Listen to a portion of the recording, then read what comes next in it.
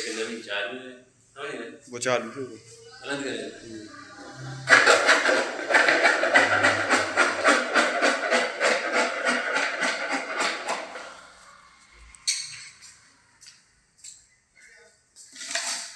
बनाओ तो वीडियो तो डाली है।